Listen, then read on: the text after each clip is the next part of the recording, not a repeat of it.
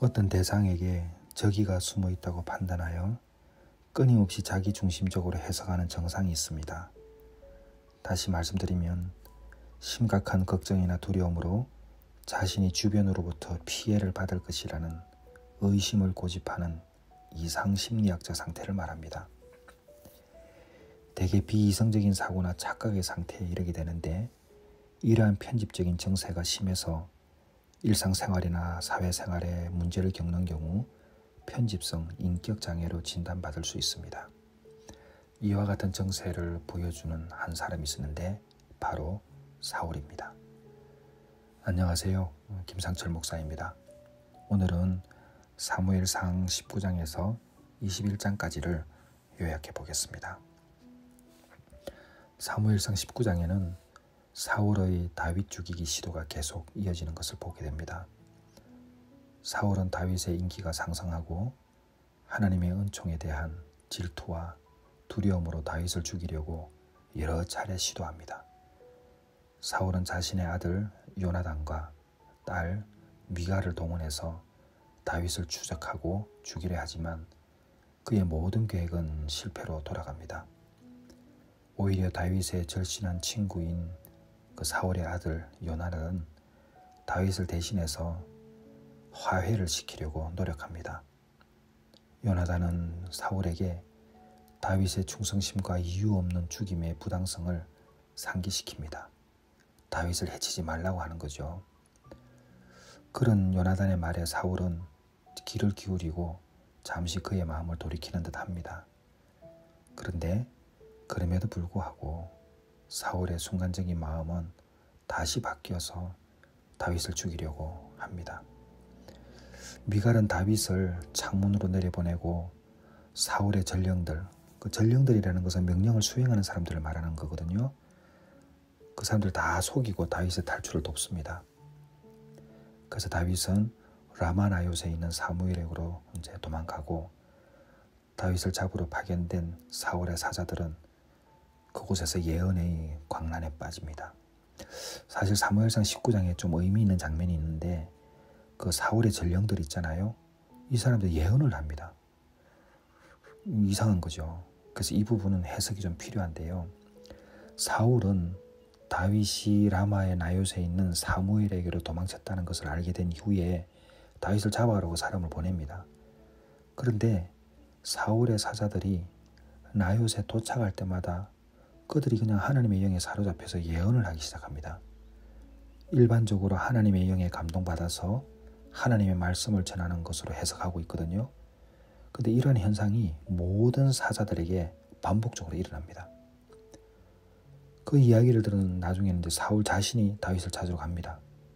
그런데 사울도 나요스에 도착하자마자 하나님의 영에 사로잡혀서 예언을 시작합니다. 전혀 의도와는 다른 행동들을 하게 되는 거죠. 이것을 보게 되면 사울이 왕이었잖아요. 그 왕인 사울이 하나님의 권능 앞에서 얼마나 무력해질 수 있는 것을 상징하면서 보여줍니다. 그 사울의 계획이 하나님의 뜻에 의해서 좌절되는 모습을 보여줍니다. 이 장면은 하나님의 주권과 능력이 인간의 계획과 의도를 초월할 수 있음을 강조합니다. 또한 하나님의 영이 어떻게 예상치 못한 방식으로 행동할 수 있는지를 보여주는 사례입니다. 사울의 건의와 다윗에 대한 그의 적대적인 행동을 완전히 무력화시킵니다. 이 사건은 다윗을 보호하고 그의 안전을 보장하는 하나님의 개입으로 해석할 수 있는 거죠. 그래서 사무엘상 19장은 굉장히 의미 있는 장이라고 볼 수 있습니다. 사무엘상 20장은 다윗과 요나단이 사울의 의도를 파악하기 위해서 계획을 세웁니다. 다윗은 요나단이 사울과 대화하는 동안 숨어 있습니다. 그들은 사울의 성향을 알리기 위해서 화살을 쏘는 비밀 신호를 설정하죠. 다윗이 왕실 식탁에 참여하지 않자 사울은 분노합니다. 사울의 폭력적인 반응은 다윗을 죽이려는 그의 의도를 확인시켜 주죠. 아버지의 의도에 고민이 빠진 요나단은 미리 준비한 신호로 다윗에게 위험을 경고합니다. 이제 친구 사이에 헤어질 수밖에 없죠. 요나단과 이제 다윗은 마지막 작별 인사를 나누고 우정의 언약을 되새깁니다. 이후에 다윗은 사울을 피해 떠나가고 요나단은 다시 성읍으로 돌아갑니다. 참 사무엘상 20장은 안타까운 두 친구의 우정을 보게 되죠. 사무엘상 21장은 도망자 신세가 된 다윗이 노베에 도착하여서 제사장 아히멜렉을 만납니다. 사울을 위해 비밀 임무를 수행 중이라고 아히멜렉을 속이고 빵과 골리앗의 칼을 얻습니다. 피난처를 찾던 다윗은 블레셋 영토의 가드로 도망치지만 곧 발각됩니다. 그때 다윗은 미친 척을 하죠. 그래서 가드왕 아기스는 그 미친 척하는 다윗을 이제는 이제 자신에게 해를 줄 것이라는 생각으로 하지 않습니다. 다윗의 어떤 생각이 이제 통한 거죠. 그 사무엘상 21장에는 다윗이 사울로부터 끊임없이 도망치는 도망자의 삶으로 전환되는 과정을 다루고 있습니다. 다윗의 여정은 지혜로움과 용감함, 그리고 요나단과 같은 충성스러운 친구들의 지원으로 어떻게 그가 살아가는가라는 것을 보여줍니다. 또 다른 한편으로는 사울의 집착이 보여지죠. 어떻게든 다윗을 죽이려고 하는 그 사울의 집착은 인간관계와 판단력을 흐리게 하는 것을 보게 됩니다. 그래서 사무엘상 21장은 사울과 다윗 사이에 끊임없는 긴장이 고조되는 그런 장면들을 묘사하고 사울의 편집정을 보여줍니다.